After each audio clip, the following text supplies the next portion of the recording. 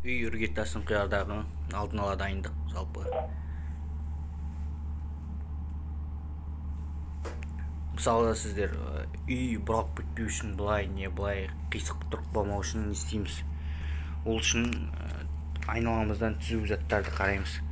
Мысалы көбінде бағандар, яғни столбылар, электр сымдар тартылған, солар түзу болады.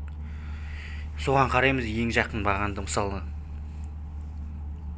былай екі баған осылай орналасқан, тағы да болады ғой жалпы. Соған арасына жіп немесе жилка тартамыз былай. Және де бұл екі аралықты өлшейміз. Мысалы бұған қазық қағамыз. Және де бұл жерде ескеретін жағдай, қазықты ортасынан қағуы мүмкін апалкының, немесе шетінен барып есептеуі мүмкін. Соны да ескеру керек. Мысалы 40 болатын болса, ортасынан қағатын болса 20-дан қағасыз. Соның барлығын ескерту керек. Мысалы мына қазықты қағып алдық, мынаумен өлшеп, екі аралықпен, және де екіншісінде тап солай осы екі аралықпен өлшеп қағамыз. Диагоналын кеше шығарып көрсеткен болатын болса сіздерге. Осылай реттілікпен қаға береміз. Және де арматурада оқығанда көргенде фундаменттің бетіне жеткізбейміз. Мысалы 80 болатын болса, соған 5-7 сантиметр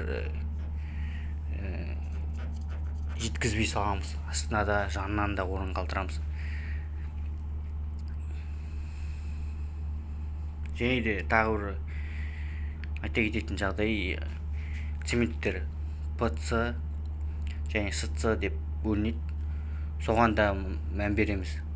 Яғни біреуі фундаментке арналған, екіншісі сылаққа арналған.